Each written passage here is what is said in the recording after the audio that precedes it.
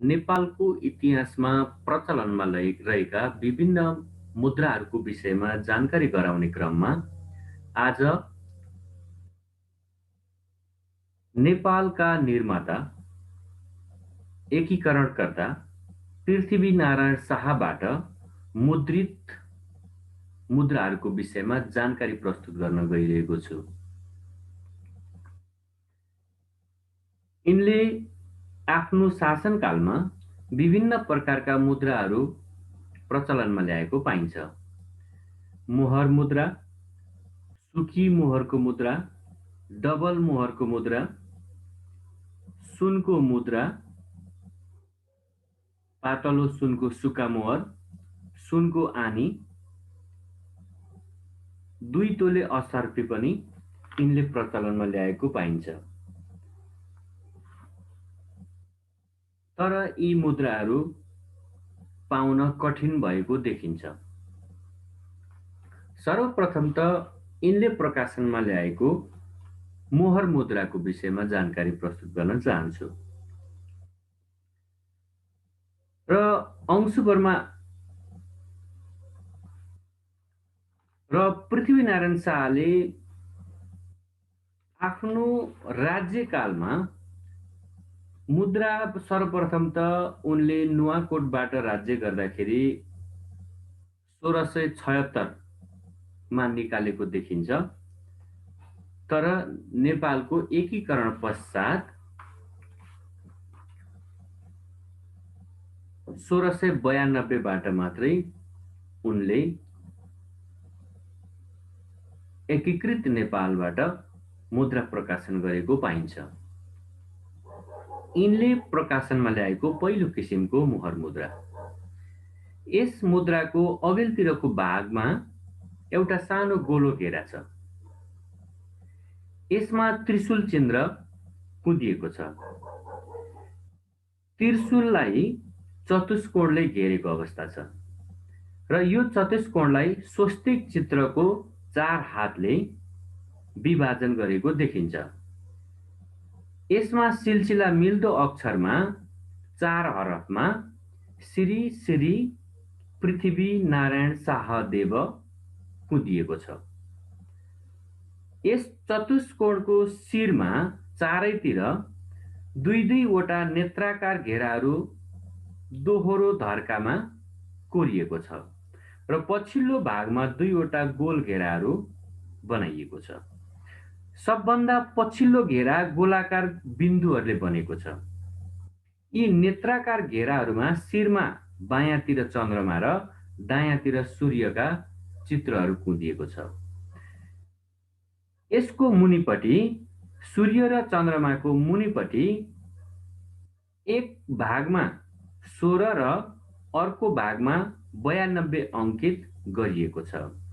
बीच भागमा शङ्ख र गदाको चिन्ह, दायाँतर्फ चक्र र पद्मको चिन्हहरू बायाँतर्फ कुँदिएको देखिन्छ। चतुष्कोणको 4 कुनामा एक एक बिन्दुहरू छन्। नेत्राकार घेराका बीच भागहरूमा 4 थोप्ले फूल बुट्टाहरू पनि कुँदिएको छ। पृथ्वीनारायण शाहले 1692 मा प्रकाशनमा ल्याएको मोहर मुद्राको पछिल्लो भाग। यस मुद्राको पछिल्लो भागमा ठूलो एउटा चक्काको घेरा कोरिएको छ। यसमा 2 वटा धर्काले 3 खण्ड पारी चक्कालाई विभाजन गरिएको छ। माथिल्लो हरफमा श्री श्री कुँदिएको छ भने बीचको मध्य हरफमा आवरणले युक्त खड्गको चिन्ह कुँदिएको छ।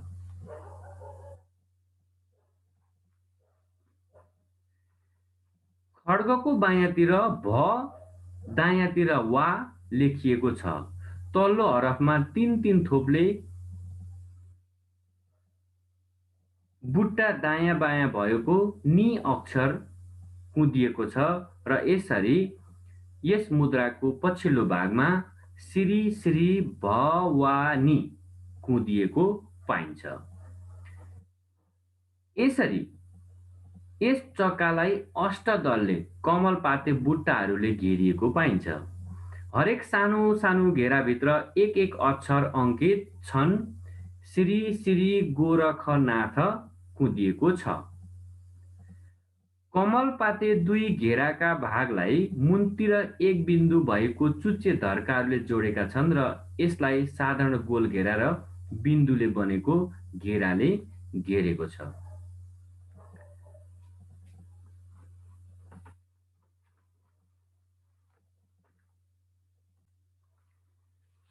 पृथ्वीनारायण शाहबाट मुद्रित दोस्रो किसिमको मुद्रा। यो मुद्राको अघिल्तिरको भागमा यसभन्दा अगाडि वर्णन गरिएको पहिलो मोहर मुद्राको समान ढाँचा छ। केवल यसको बीचमा तीनटा धर्का छैनन्। दोस्रो किसिमको मुद्रामा पहिलो किसिमकोमा चाहिँ तीनटा धर्का कुदिएको छैन। अन्य कुराहरू सबै समान छ। यस मुद्राको अग्रभागमा श्री श्री पृथ्वीनारायण शाहदेव 1685 लेखिएको छ। यसको पछाडिपट्टि बीच भागमा आवरणमा फूलको माला सहितको खड्ग कुदिएको छ। यसको शिरमा सूर्य चन्द्र दायाँ र बायाँ छरिएका अक्षरमा लोकनाथ कुदिएको छ। गोलचक्का बाहिरका फूलपाते बुट्टाहरूमा श्री श्री गोरखनाथ नै लेखिएको छ। यसको तुलनामा पहिलोसँग धेरै कुराहरू समानता छ। मात्र यहाँ के फरक छ भने पहिलो मुद्रामा तीनटा धर्काहरू कुदिएको छ भने दोस्रो मुद्रामा धर्का छैनन्। पहिलो मुद्रामा 1692 कुदिएको छ भने दोस्रो मुद्रामा 1685 लेखिएको छ। त्यसै गरी पहिलो मुद्रामा श्री श्री भवानी कुदिएको छ भने यहाँ लोकनाथ भनेर दोस्रो मुद्रामा कुदिएको छ। फरक यति मात्रै छ। अन्य सम्पूर्ण कुराहरू नाप तौल सम्पूर्ण कुराहरू करिब करिब पहिलो र दोस्रोमा समानता देखिन्छ। पृथ्वीनारायण शाहबाट मुद्रित तेस्रो किसिमको मोहर मुद्रा।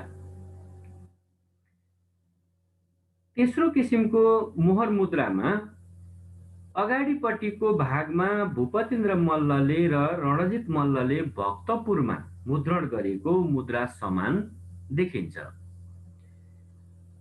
यसमा गोलबुटे चतुष्कोणभित्र पृथ्वीनारायण शाहदेव लेखिएको छ। चतुष्कोण बाहिर तल छेउमा 1671 अङ्कित छ। यस मुद्राको पृष्ठभागको ढाँचा भने उनकै अरू मोहर मुद्राकै बराबर छ र यसमा श्री श्री गोरखनाथ श्री श्री भवानी लेखिएको छ।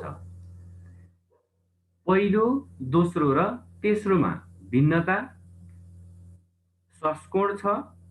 तेस्रोमा पहिलो र दोस्रोमा बीचमा गोलो घेरा छ, चक्का छ र पहिलो र दोस्रोमा 1692 र 1685 अङ्कित गरिएको छ भने तेस्रोमा 1671 अङ्कित गरिएको छ र पहिलो र दोस्रोमा श्री श्री भवानी र लोकनाथ कुदिएको छ भने तेस्रोमा श्री श्री गोरखनाथ र श्री श्री भवानी कुदिएको छ।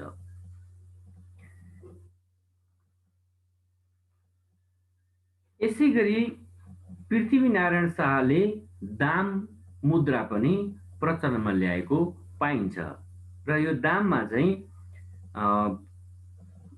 अन्य मोहर मुद्रामा जस्तो कलाकृति अङ्कित नभइकन यो सानो छ र यसमा एकपट्टि अगाडिपट्टि श्री पृथ्वी मात्रै कुदिएको छ।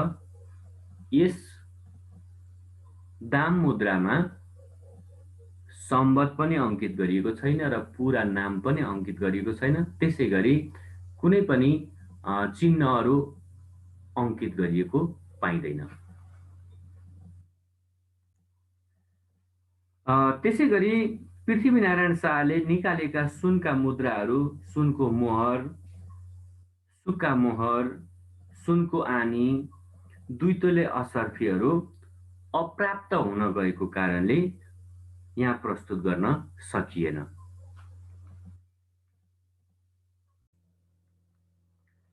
यसैगरी पृथ्वीनारायण शाहबाट मुद्रित मुद्राहरूको विषयमा जानकारी गराउने सन्दर्भमा पृथ्वीनारायण शाहले आफ्नी रानी नरेन्द्र लक्ष्मी देवीको नाममा पनि चाँदीको सुकी मुद्रा प्रचलनमा ल्याएको देखिन्छ। यस मुद्राको अघिल्तिरको भागमा चैत्यकारको सिन्दुरदानी अङ्कित छ र शिरमा छत्र छ। तीन थोप्ले बुटाहरू चारैतिर छरिएर कुँदिएको छ भने छरिएकै अक्षरमा श्री श्री नरेन्द्र लक्ष्मी देवी लेखिएको छ। यस सुकी मुद्राको पछिल्तिरको भागमा बीचमा दुईवटा धर्का छन्। माथिल्लो हरफमा सूर्य चन्द्र दायाँ बायाँ भएको र बीचमा श्री अङ्कित छ। बीचको हरफमा मध्य भागमा त्रिशूल चिन्ह कुदिएको छ र श्री भवानी लेखिएको छ र यस मुद्राको तल्लो भागमा 1692 लेखिएको छ। यस्तै ढाँचाको नरेन्द्र लक्ष्मीकै नामबाट 1693 मा अर्को एउटा सुकी मुद्रा पनि प्रचलनमा ल्याएको देखिन्छ।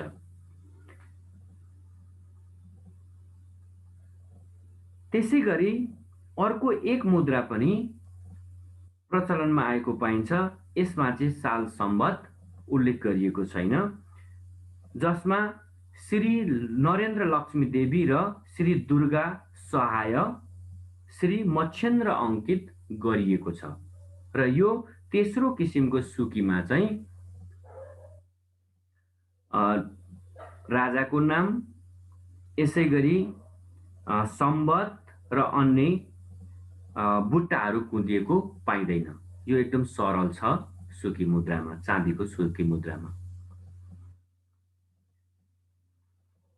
यसरी पृथ्वीनारायण शाहले मोहरको मुद्रा, डबल मोहरको मुद्रा, सुनका मुद्राहरू, सुनको मोहर, सुनको सुका मोहर, सुनको आनी, दुई तोले अस्तर्पी पनि प्रचलनमा ल्याए पनि हालसम्मलाई 3टा मोहर मुद्रा र 3टा सुकी मुद्राहरू प्राप्त हुन आएको छ र एउटा दाम पनि भेटिएको पाइन्छ र 3टा सुकी मुद्राहरू चाहिँ पृथ्वीनारायण शाहकै समयकालमा नरेन्द्र लक्ष्मी देवीको नाम कुदिएर प्रचलनमा आएको देखिन्छ।